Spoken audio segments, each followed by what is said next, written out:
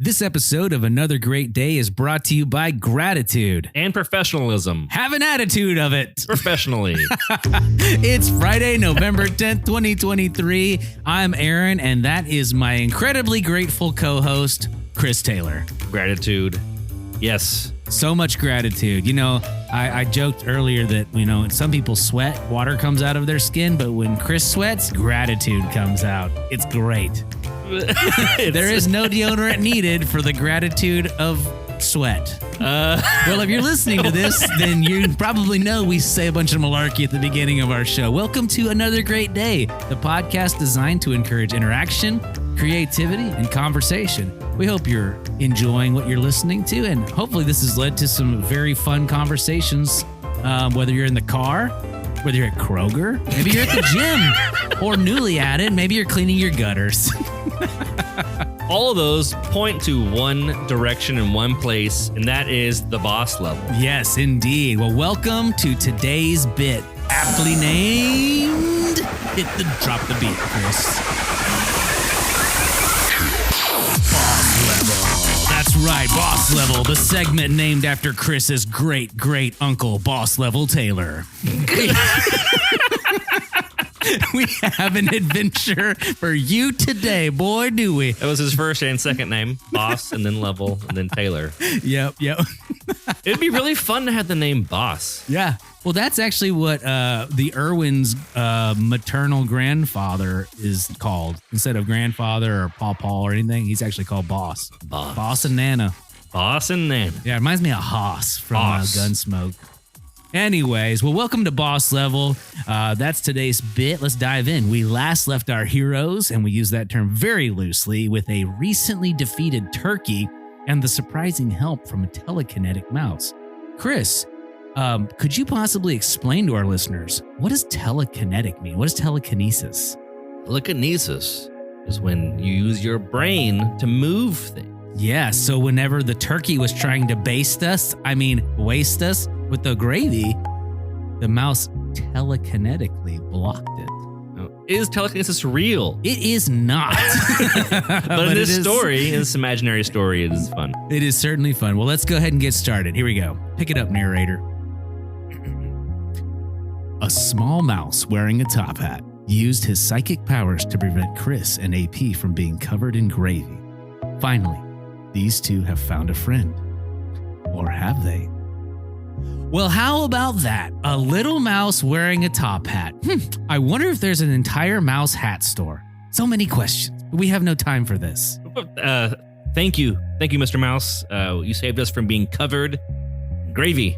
No problem at all, Chris. And AP, please call me Hank. All right, Hank. Nice to meet you, Hank. Why did you save us? Are you looking for the Taco Tuesday machine also? Yay. I heard about the Taco Tuesday machine. We mice love tacos. They have all the good food groups. Cheese, veggies, meat, tacos, oysters, mutton, and of course tacos. Tacos isn't a separate food group, Hank. You just described an interesting taco. It says you fancy human.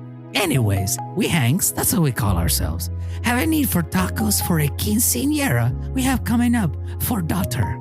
Oh, okay. That's like a lot of fun, Hank. We'd love to help you, but after we get the Taco Tuesday machine. See is right, bro. See it my way, and we'll have no problems. Hank, I can assure you, if we can get that Taco Tuesday machine, we can absolutely help you with your daughter's quinceañera. Yeah, we love parties, man. Oh, this is kind of awkward. You're not really invited. It's kind of just a Hank family thing. Oh. Okay. Okay, yeah. I mean, we're kind of busy anyway. Dude, we had that weed pulling event, Chris, and that Q-tip tasting contest. And we're busy with sports and other stuff. Yeah, we couldn't possibly fit it in.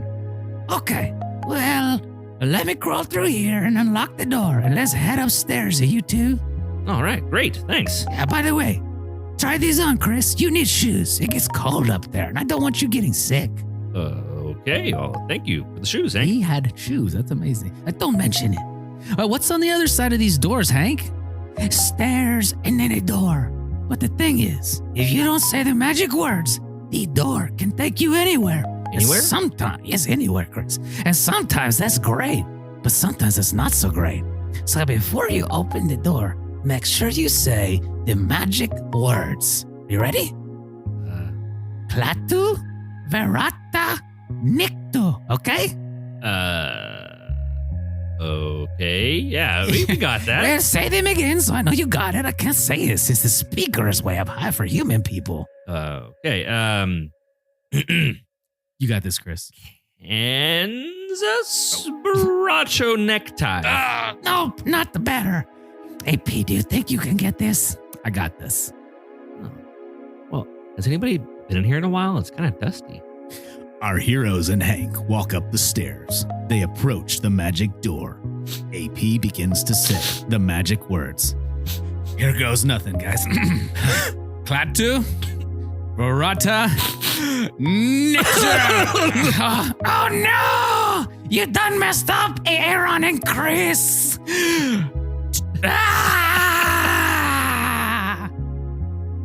Tune in next time to see where our heroes have been transported as they seek the Taco Tuesday machine with the help of a mouse on next week's Boss Level. And that'll bring us to this day in history. Yeah, that was in stereo, bro. We didn't even plan that. That was excellent. Well, on this day in history, Chris, I would like to share with you a little fun fact about the Marine Corps. Fun facts. I love fun facts. They're super fun and they're facts. Yes, I have many a family member in the Marine Corps, so this is near and dear to my heart. In 1775, the Second Continental Congress forms the Continental Marines, which was the precursor to the United States Marine Corps. And here's some fun facts about the Marine Corps. All right, let's hear it. All right. Chuck Norris and Gary Sinise are honorary Marines. Honorary Marine? Yeah. How cool is that? The Marine Corps technically has two birthdays. The United States Marine Corps was originally formed on November 10th, 1775, which we just discussed. And they were resurrected on July 11th, 1798 under their current name, the United States Marine Corps. Isn't that neat? Have you ever seen the show Golden Girls, Chris? I have, yes. Did you know that B. Arthur was a real-life Marine before becoming an actress? I don't doubt that. Yes. Yep. During her 30 months in service, she went from typist to truck driver and moved up the ranks from private to staff sergeant, which she also met her husband in the Marine Corps. Wow. Yep. As of 2016, and this is near to my in-laws, retired Marines have collected over 512 million toys for children in need via Toys for Tots. Huh. How cool is that? I'm reading here why the Marine Corps is called the Marine Corps and not the Navy or vice versa. Because they both deal with water. The Navy is the military branch on the water. Right? Correct? Yes. And then the Marine Corps comes from the French word marine, which means water, Marine. like underwater, the ocean. Interesting. Well, you know the old joke. The Marines are a department of the Navy, the men's department. Well, so it says the Marines are the naval infantry. Huh. Well, I'm sure if we get any of this wrong, we will certainly get some hot feedback. No, we're trying to figure this out. So yeah, if you've got words for us, please let us know the right thing. But the basic idea is that the Marines at one point, maybe still are, I don't know, are the naval infantry. So they actually go in. I always thought the Marines was a very weird name to me because it was water based. But I always hear about the Marines being on land doing secret stuff or doing cool action missions or just being the toughest of the tough. Yeah. So not necessarily associated with ships and stuff. So I don't know. Pretty interesting. I'm trying to learn more about this. So. Hey, learning is always good. And you know what? Today we started with our sponsorship and attitude of gratitude. So to any Marines out there listening, thank you for your service. Indeed. Well, that'll do it for this day in history, which will lead us into the hot air balloon of fun we call today's question of the day. We both did that at the same time too. Boy, we're just rocking it out today. All right. Today's question of the day, which I'd like to encourage you to listen to and then pause the show and discuss with those around you is, would you rather have unbreakable skin? Sorry for that weird sniff I just did. No. Chris. I was just thinking about unbreakable skin. Would you rather have unbreakable skin or the ability to jump really, really high? I could be invincible or just get places quicker. All right, take a minute and discuss. Do you know what you'd rather do? I don't know, but I'm going to have an idea about this question. Okay. I really like, I realize now, I like how vague our questions are, because then they invite lots of debate and talk and all the things. So much. Because this question says unbreakable skin, which is pretty concrete. Like, it's a pretty solid idea. Right. But jump really high is extremely vague. Like, high as in like 6 feet. Or what if you jumped too high and you floated away in space? Like, how high is really high?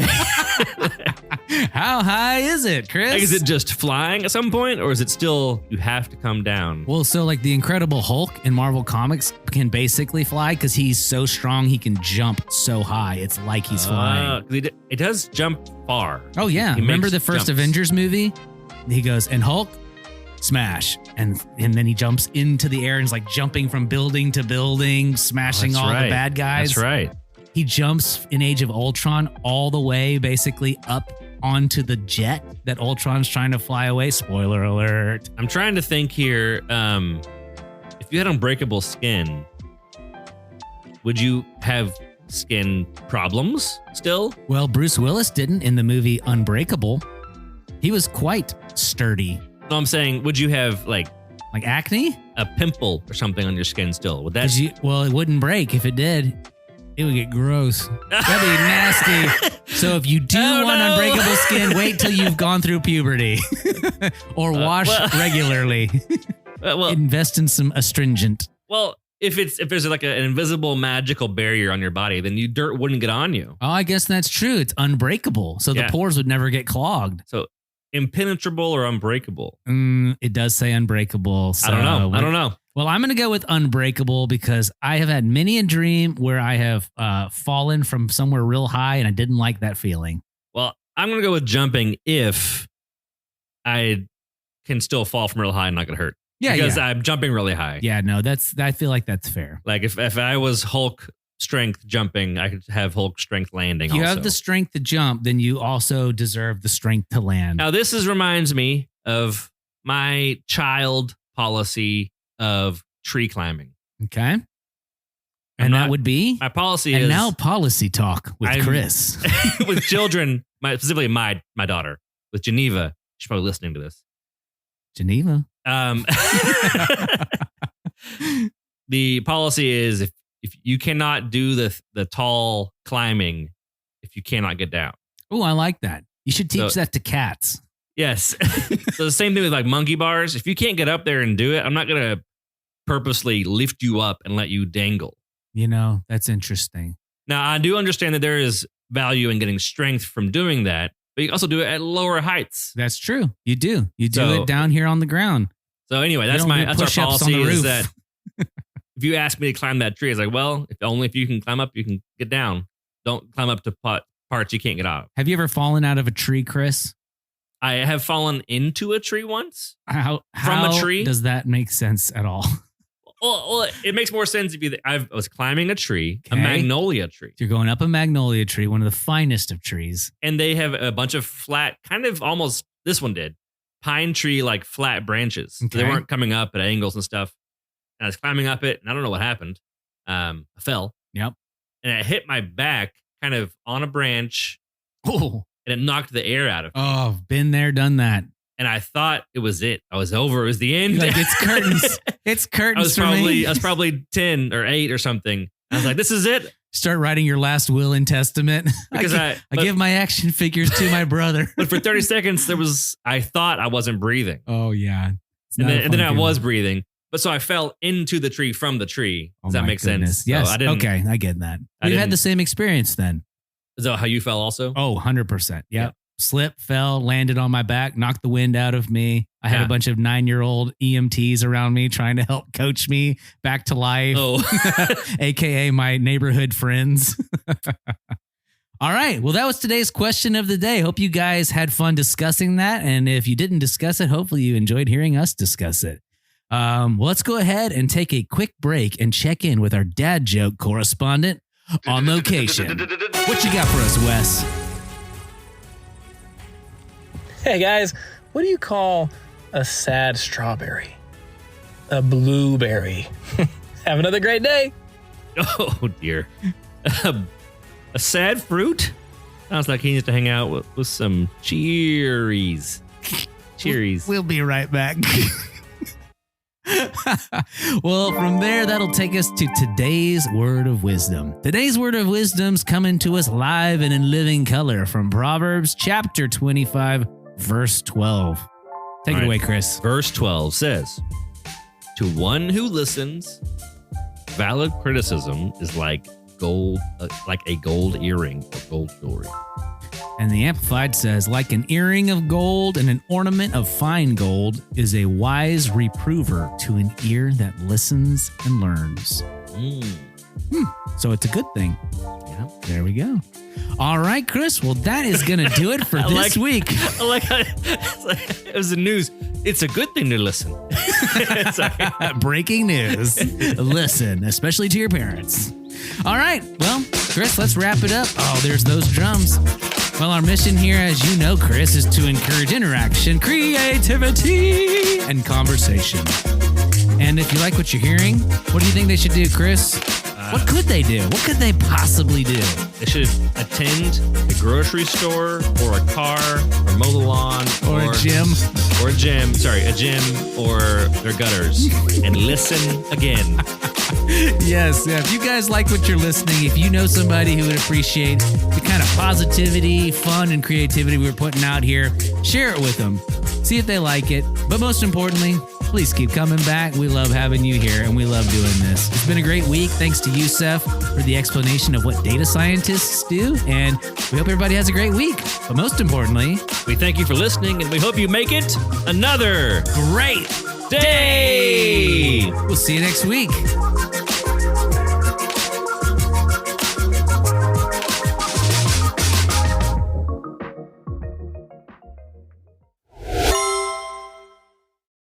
Recording. Let's do it. Are you ready? Hey, are you ready for this? Are you hanging on the edge of your seat? This episode of Another Great Day is brought to you by Gratitude. Have an attitude of it. It's Friday, November 10th, 2023.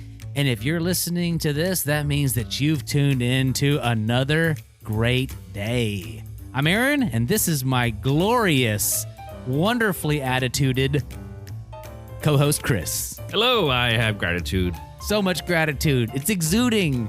You know how some people sweat and water comes out of their skin? Gratitude comes out of Chris's skin when the going gets tough. Okay. The yeah. tough get going. Yeah, we He's do like a try rock. every night to thank God for all those things. So Hey, remember our old prayer for ACTS that we went through? Oh, yeah. That's right. Months and months ago? that was a year ago. Literally, you bring that up, Chris. Is there something kind of special about today that we should tell our listeners about? Well, was it yesterday on Thursday that we had our 1 year anniversary of starting this thing? Yes. Our first No, it's podcast. today. On Friday? Yeah, today. Friday. Oh, Because this is being released on Friday. So it's today. okay. Meaning yesterday, actually. Dang it. Can we start over?